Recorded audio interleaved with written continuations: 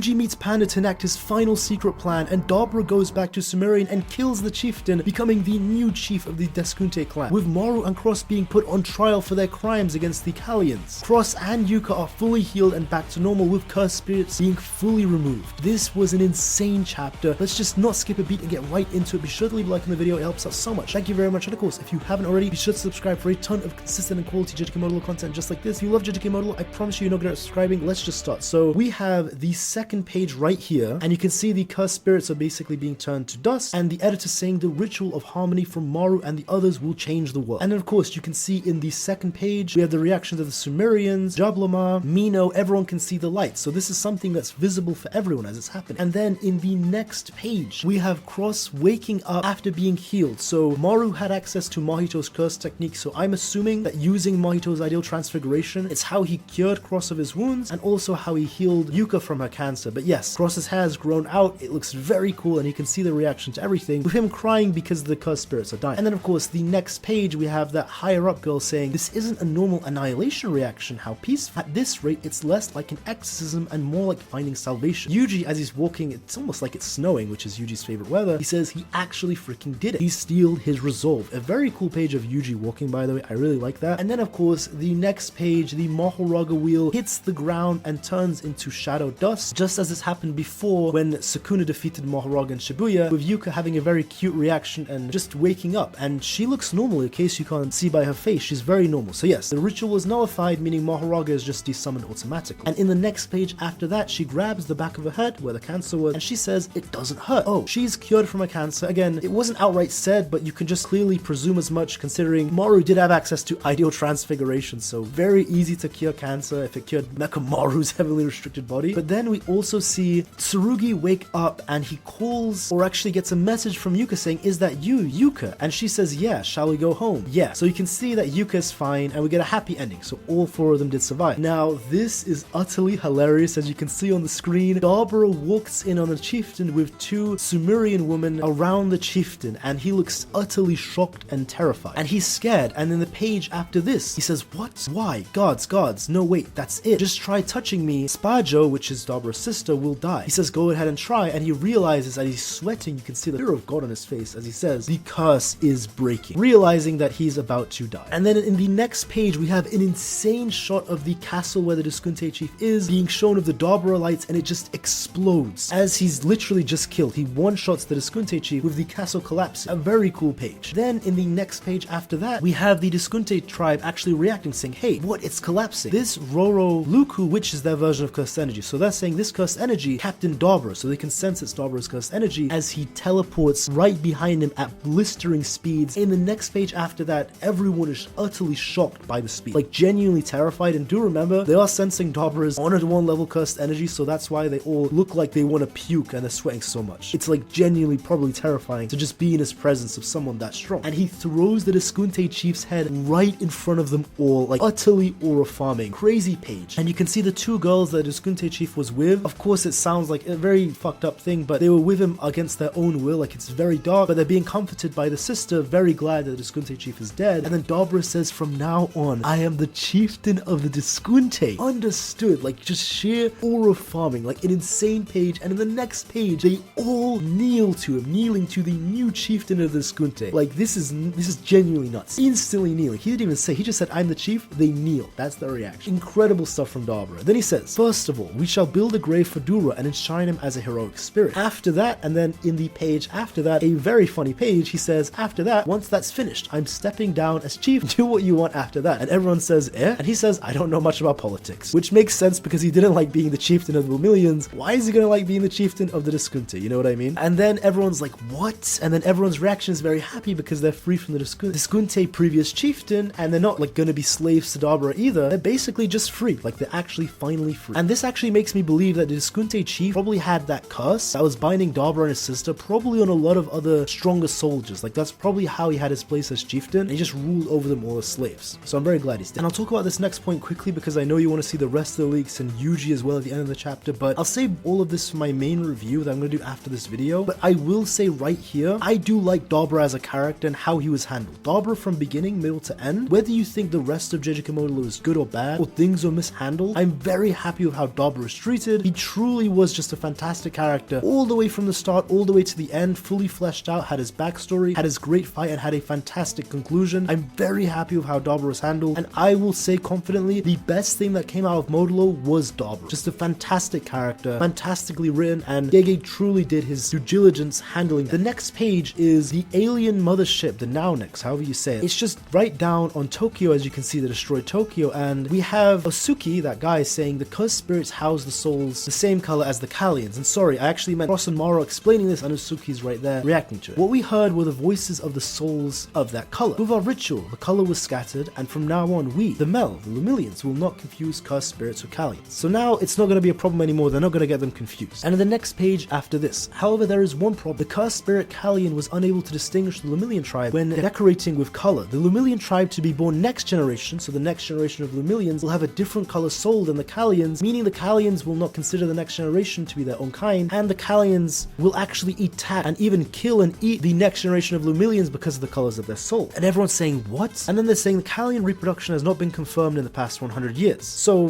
very interesting, I didn't even know that. Then he says, I want to hear everyone's opinion regarding the treatment of the 52 Calians, goddamn, 52 Calians, currently aboard the ship. And then the elders are saying, what have you done, Cross Malu? Before treating the Calians, we should question the crimes of those two. We will be in a living hell, so now we're on the next page. From now on, we should view this as a necessary change. Jabloma, you scoundrel. Both of you shut up, Osusuki says. I have a ton of things I want to say too, but I'm keeping quiet for now. First is Kali. I was honestly hesitant at the time whether or not to take Kalyan's life along with cursed spirits. And then in the next page after this, if the Kalyans devour our children, we cannot maintain a current relationship with Kalyans. If we eventually have no choice but to treat them like livestock, then perhaps it'd be better to, but we couldn't do it. Should we dispose of Kalyans as wild beast-style attackers in the future or not? We need to hear everybody's opinions. And then of course, in the final page, Yuji is in the cursed storage warehouse of the Gojo clan, and Panda says, it's been a while, Itadori, and the editor says the one in the warehouse was Panda. Now, this is very interesting because it was said that next chapter is going to be a super climax. I don't know if that means it's the last chapter. It very likely means it's the last one, but the editors did say, or they announced, it is a super climax, meaning something crazy is going to happen and there's more to it. And especially with him meeting Panda, I do wonder if this is going to be a minor ending or a huge bigger ending in terms of what we're going to see next. And I do like the conclusions we got with Darabra. I thought that was actually a very nice conclusion and end to everything, especially with the aura that he was showing, finally getting revenge, and just how cool the character Dabura was. I thought it was just fantastic stuff. And Yuji having some sort of plan at the end, I do wonder what is going to be so great that they're hyping it up as a super climax, like what just Yuji is going to do next chapter. But the Dabura stuff definitely had to be my favorite. You know, I was worried we were not even going to get a conclusion to that. And Yuka and Cross both surviving isn't surprising for me. I did keep saying, like, Gege is a very happy-go-lucky author. He tends to go for very happy endings, as I've kept saying, so it's not a surprise to me that they all survived. This was exactly how I thought it was going to go. But overall, I did like this chapter. Not saying, you know, I think it's great writing or everything's great. I thought this chapter in isolation was great, and I do think at least it was a nice epilogue so far. I do have a lot of thoughts, and I will be putting out a full review in the next 12 hours, like a full 20-30 minute review with the full scanlation, so be on the lookout for that. So be sure to leave a like on the video, it helps out so much. Thank you very much. And of course, subscribe so you don't miss that review coming out soon, and for regular JJK content just like this. If you love JJK Modulo, I promise you're not good at subscribing. But hey, that's all from me, everyone. Have a great day and take care.